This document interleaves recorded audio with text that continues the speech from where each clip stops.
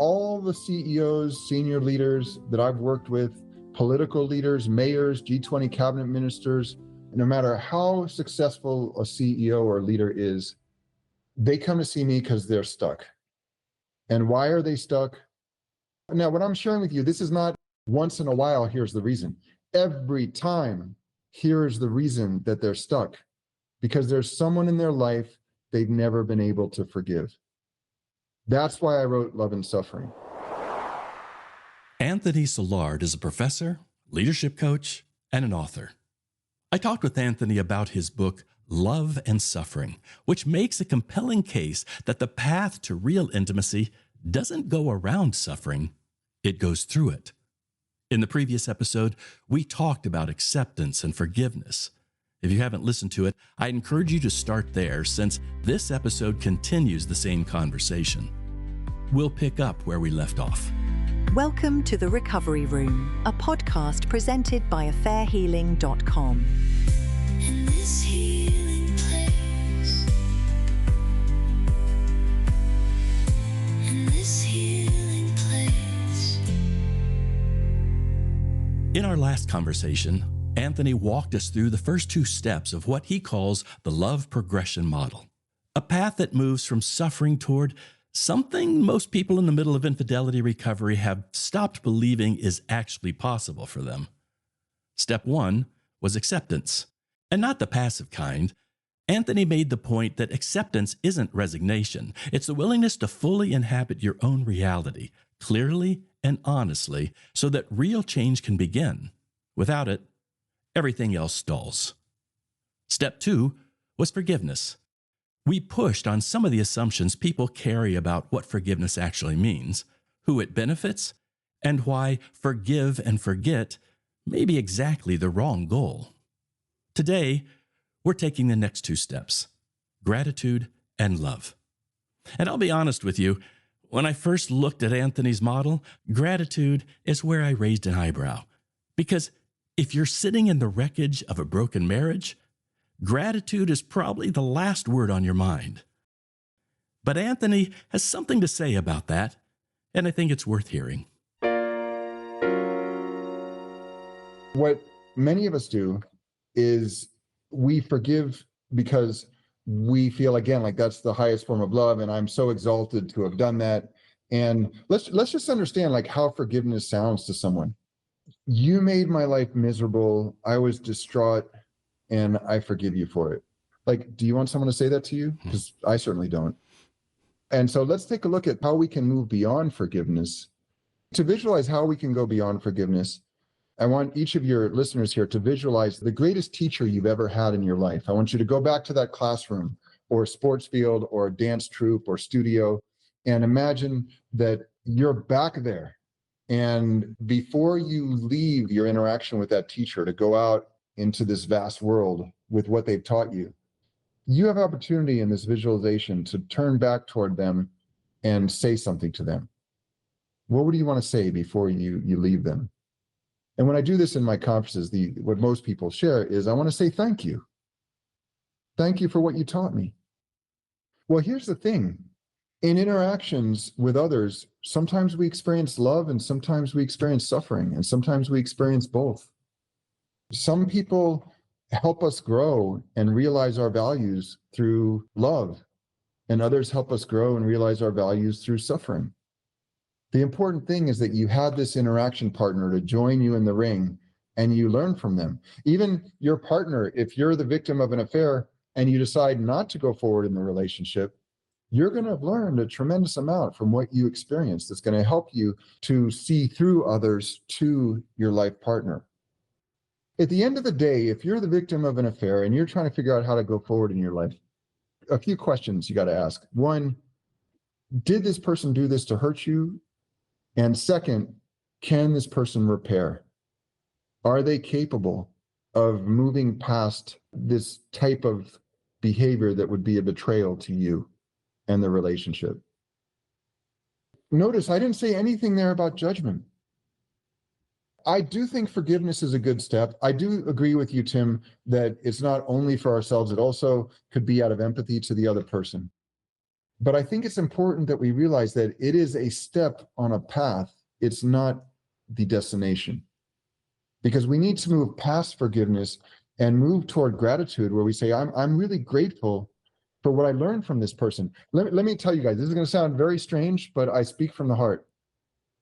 The physical abuse I went through as a kid, growing up and feeling like the way you feel when a man who's not your father comes into your home and beats you up and sleeps with your mother. That's how I grew up. Very low self-esteem. Other kids made fun of me. I didn't manage relationships well in school or afterwards. It took a long time and a lot of work for me to get to where I am today.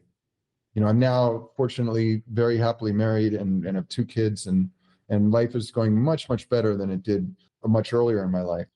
And I can tell you with a kind of intuition, if I hadn't experienced that physical abuse, I'd be on Wall Street driving a red Ferrari, having my 3rd affair on my 4th wife. And I wouldn't know my kids at all. And that's not my life. Because I have that kind of strategic mind, a way of thinking, and it would have gone into overdrive. One of the quotes in Love and Suffering is, don't let someone else's suffering spoil your own. Whatever suffering you've experienced, that's the basis of your growth, if you choose to see it that way. So if you look at all the research on post-traumatic growth, people that have gone through trauma, any life-threatening situation, if you look at those, they either grow from the trauma, they succumb to it, or with some people, there's no change. They just numb themselves to their feelings. The problem with that is when you numb yourself to your negative feelings, like traumatic feelings of feeling distraught, devastated, you also end up numbing yourself to your positive feelings of joy and happiness and enthusiasm. And you go through a really more of an existence than a life. But the people who grow from their trauma, they tend to change their relationship with themselves, with others, their spirituality, their priorities in life. I'm actually leading the largest study of secondary trauma and police forces in the US, 10 departments in California, Georgia, and Kansas. So I go interview hundreds of officers and civilian staff, and some of what they experience is it's horrific. I've been traumatized myself. I can't even tell you what I've heard. I mean, some of what they go through it's unspeakable. When I do these interviews, I begin the interview asking them, like, well, what has this trauma led to for you? And I hear for 40 minutes these horrific stories. I hear about the stress, the burnout, the problems in their marriages, the affairs, yes, the drug use, alcohol overuse, and so forth. And after 40 minutes of gloom and doom, I ask a question that essentially, you could hear a pin drop. The air in the room becomes very thick very quickly. And it's total silence. And the question I ask is, how has the trauma you've experienced benefited you? And it's just like, you can't hear a word. Excuse me? Well, think about the person you are today and the person you were before you started doing this police work. How are your values different now than they once were, if at all? And now the rest of the interview, they're talking about all the positive things in their life that have been born from this trauma they've experienced. Hugging their kids more closely, valuing their friendships. I had one guy, I interviewed a bus driver in Washington, D.C. He had a gang fight on his bus and was shot twice. One bullet went through his arm and out his upper back, and he fortunately lived through it.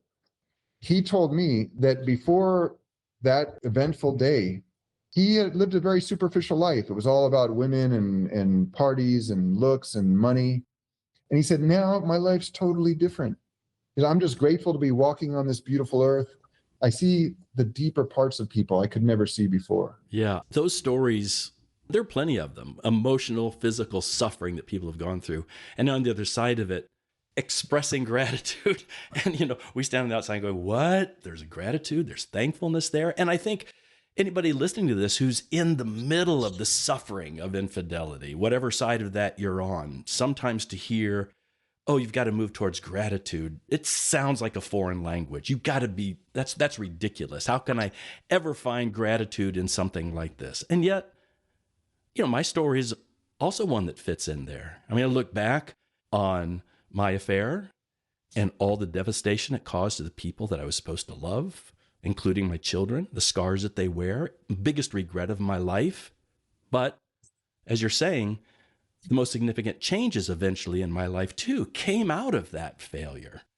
And I never want to give those up. So there is a gratefulness we can have in all of these things. And again, it's probably another sticking point for a lot of people that just say, well, no, I just see it as all bad. I can't find anything good in this. And it's hard to move forward if you can't.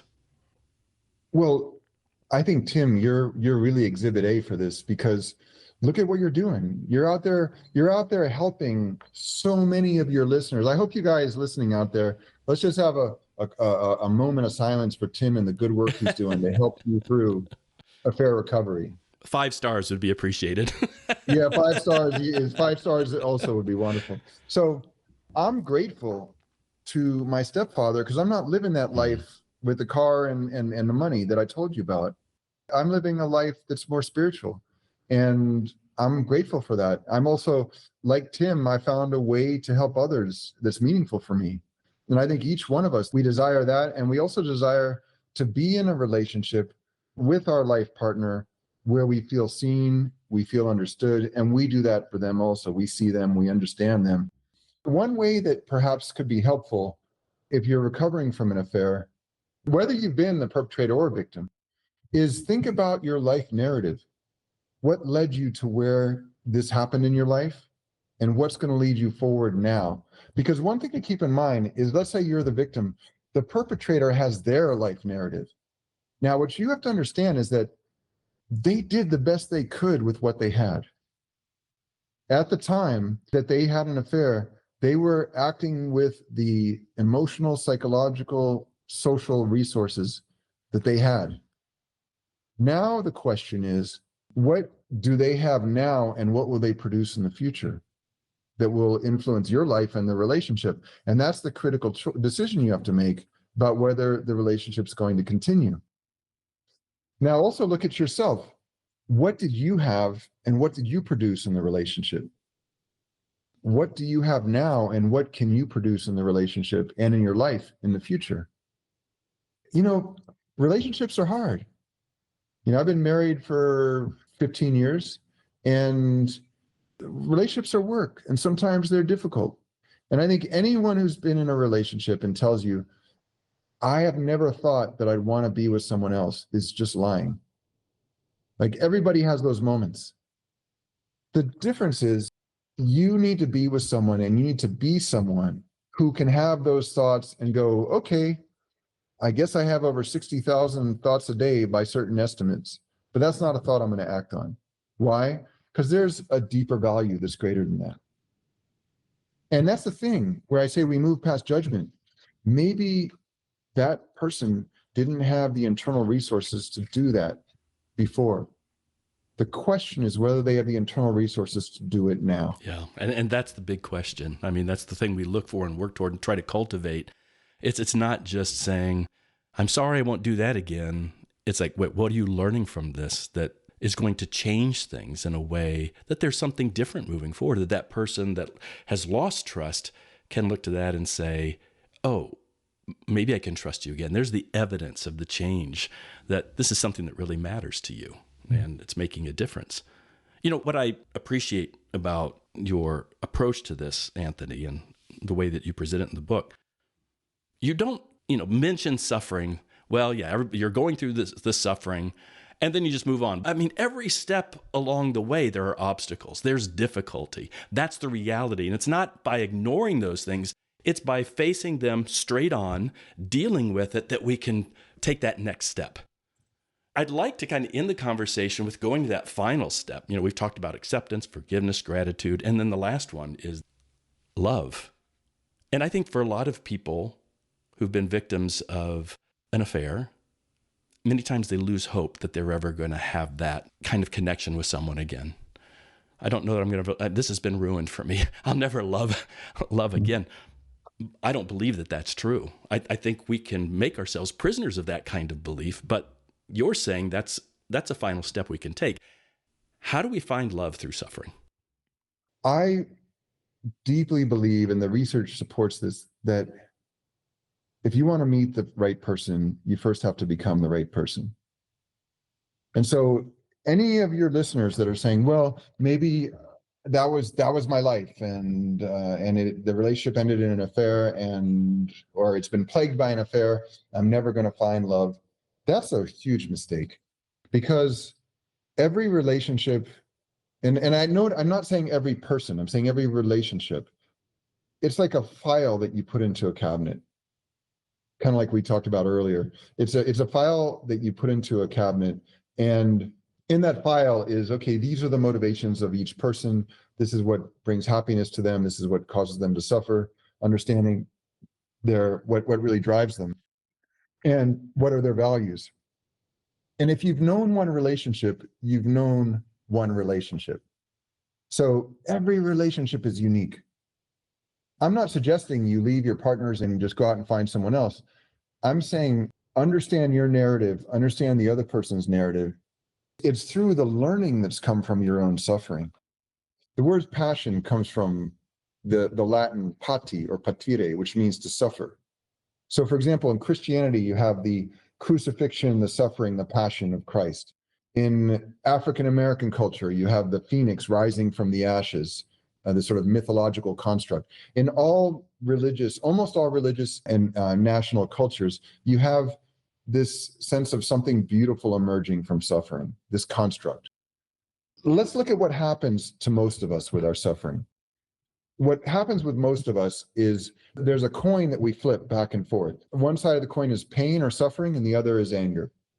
We suffer, so what do? We lash out at the person we feel is responsible for our suffering. We cause suffering for them. They flip the coin. Who caused my suffering? The first person. And then they, in turn, out of anger, lash out. And this is basically the basis of arguments, warfare, gang conflict, most marriages, right? It's that one argument that goes back and forth like a volleyball, right? And this is a really enormous flaw in the human psyche and the way we perceive relationships.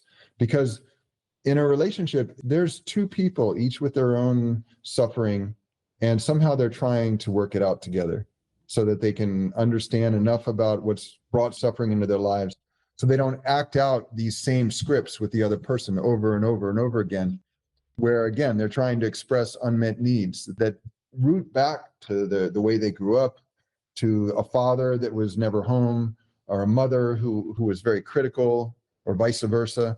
And they're trying to figure out, how can I feel safe in a relationship? I think where love comes from is being able to take that learning and apply it and use that to renew your relationship. The learning that comes even through suffering. That even comes through suffering. Let me give you an example. So a lot of people don't know this, but my wife and I, we met back in 2007. And after 2 years together, we split up for 1.5 years. It was actually the third time that she left me. So there wasn't an affair, but there was her breaking up with me. So I was kind of like, okay, you hurt me once, shame on you. You hurt me twice, shame on you. You hurt me 3 times, shame on me. So I wasn't going to go back to that relationship. So for 1.5 years, we were apart. She's from Mexico. I'm from Washington, D.C. I went back to Mexico after 1.5 years, and I deliberately saw her like 2 nights before I was leaving because I didn't want to get re-entangled. And in the meantime, during this 1.5 years, all of that suffering, because I really loved her, all that suffering I channeled into teaching compassionate communication. So I trained under Marshall Rosenberg, the founder of Nonviolent Communication. And I learned that I had been teaching communication for a few decades, but I realized that I was teaching it all wrong. It was all about theory, and I had to really understand the practice of it. And so it's interesting because we went out for dinner, and it was clear it was the last time we were going to see each other, maybe ever. And I went the next morning, I drove to the gym. I was coming back to my house, and I broke down into tears at the thought of not seeing her again. I called her, and it was right at the moment I was calling her, she was calling me. So it was like that split second and pick up. And we were both silent. And then she says, should I come over? And I said, I still love you. She's like, I love you too. She's like, should I come over? I said, yes, please. She comes over. She's at the door to my house. I say, I love you. She says, I love you too. Now, this is a new Anthony, because now this is all the learning that I've been doing from that suffering. And I say to her, when she says that, when she says, I love you after I do, I say, well, you loved me before, but you weren't getting what you needed in the relationship. Let's talk about that. So we come down, we sit on the sofa, and what I had realized during this year and a half is that my narrative of the relationship was she broke up with me. That was it. What I declined to really internalize was, well, she left 2 psychology practices in Mexico to come to Washington, D.C., where she spoke no English, was basically treated like an inferior person as a recent immigrant, and at the least wanted to know that our relationship was stable. But I didn't want us to live together because I wanted to wait until it was really ready. And then because I'd lived with someone before, it hadn't worked out. And by then, by the time I was ready to propose, she'd already left, right? That pattern kept emerging. So we sat down and talked, and we agreed that within 6 months of getting back together, if the relationship was going well, I would propose. And within a year of that, we would get married. Well, I proposed 2 months later. We got married about 7 months after that. And is it a different kind of relationship now? Yeah, it is, because I think in many ways, similar to affair recovery, when you've been through shared trauma, like my wife and I had, where you've been through these really challenging circumstances that have led to a lot of misery for everyone, well, you kind of know where the boundaries are. And, you know, there's that saying, good fences make good neighbors. Our marriage is much better because we know there's certain places you don't go, right? And that we're there for each other, and that we're not going to leave or betray each other or something like that. So understanding like what it is that's off limits because it doesn't fit with your values really does put a sort of a nice protective shell around the relationship, which sometimes it needs. Every relationship needs a blueprint, a foundation, the right tools. Building Us is an online course with 4 expanded sections designed for relationships that want to build something that lasts. The course includes video, audio, activities, and worksheets, all created by relationship counselor Tim Tedder, for couples to work through together. You can start building for just $89. Visit affairhealing.com courses for a free preview and more information. There are people listening to this podcast who have just accepted this belief that for the rest of my life, relationship or marriage means being partners in suffering. The hope of this is that, no, you have been partners in suffering, but that is just a means to move you on to acceptance and forgiveness and gratitude, and then to become partners in love, and maybe a very different kind of love experience than you had before. That's always the hope. And whether it's in the relationship that survives infidelity or you move from that into another one, we all can learn and be better in love because of it. So I love the message. I love the practical ways that you've presented it in your book. I guess my last thing I would say for your listeners is that your greatest adversary is not your partner. The greatest adversary is staring you back in the mirror, and really understanding like how you've suffered and how you can transform that suffering into passion and into growth. What you experienced before does not have to be what you experience next. I wanted to share with your listeners that I have 2 free books for you. I know that some of you may like to buy Love and Suffering, but maybe buying a book's not top of mind right now. I know times are hard. So independent of that, I'd like to offer you 2 free books. You just go to theartoflivingfree.org. And the 2 books are The Myth of Happiness, How Your Definition of Happiness Creates Your Unhappiness. And the second is The Myth of Friendship, How Your Misunderstandings about Friendship Keep You Lonely. And just go to theartoflivingfree.org, scroll down to the bottom. You put in your email when you see the free books. You'll get a confirmation email, confirm it, and then you get your download links and you're all set. If you are interested in Love and Suffering, I'd be humbled if you were to purchase it and write a review. Reviews help a lot. And just let me know what you thought about it. And know that 100% of the proceeds from Love and Suffering go to nonprofit education programs in Africa and Latin America. And I know a lot of people have gotten a lot out of Love and Suffering, and I'm sure you would enjoy it, find it useful. I'm going to put all the links to your website, your book, all that stuff, so people know how to get in touch with the resources you provide. Thank you so much for what you've given us today and what you're providing to the world in this message of suffering and love. Thank you, Tim. Thanks so much for having me on your show. It's been great. Faithful